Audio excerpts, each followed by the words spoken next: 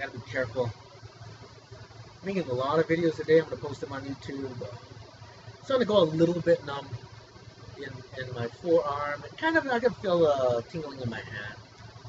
I don't, I don't want that to happen to me again, man. But I'm making a lot of videos. It's bothering me, but I'm handling it. I mean, I'm reliving all this. It's like, gosh, man. I, what, I don't know. I remember there's this. I remember on the day that it was my birthday of August 2011. I remember the ladies were, I was at the urgent care and they were there and we were talking about. I remember when they said, "What is the wine you drink? What is?" She kind of alluded to alcohol, and at that point, I don't know what is it food, what's going on, but she alluded to what is the wine that you drank and that kind of thing. Does she have any other, unofficial or official? I don't know how to describe her. She's a white lady with glasses. She looked like a thinner version of the supervisor of Dr. Aparicio. If I were to describe her, but I was pretty loaded, so. But that's how she looked. She looked a thinner version. She's not a thin lady, but she's kind of a heavy set lady herself. Not really. She's not heavy. I would say medium build. But she looked very similar to the supervisor of Dr. Aparicio, but smaller. I remember she was going in that direction, and I remember saying, "Well, I don't know, man. I mean, what's going on?" But there was a girl there that had platinum, like blonde hair.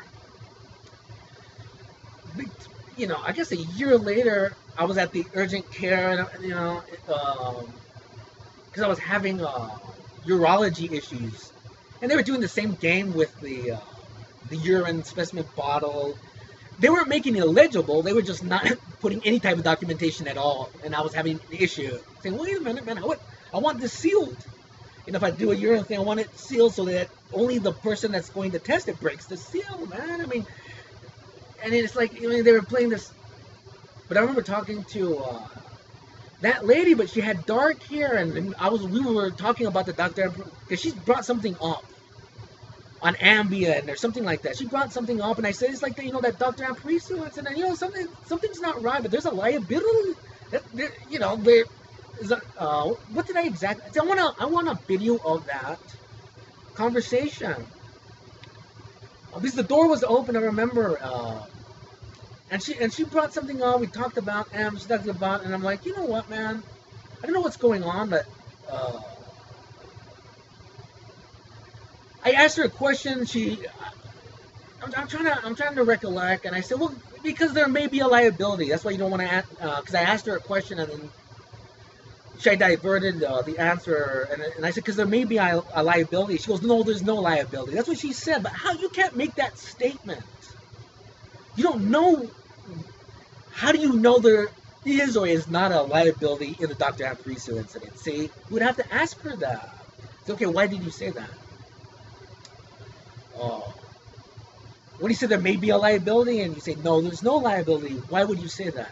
How do you know that incident? And are you involved outside or inside the Dr. Aparicio incident? I don't know. But I just remember looking at her, and I remember there was a man there with glasses. He looked Hispanic. He kind of smiled.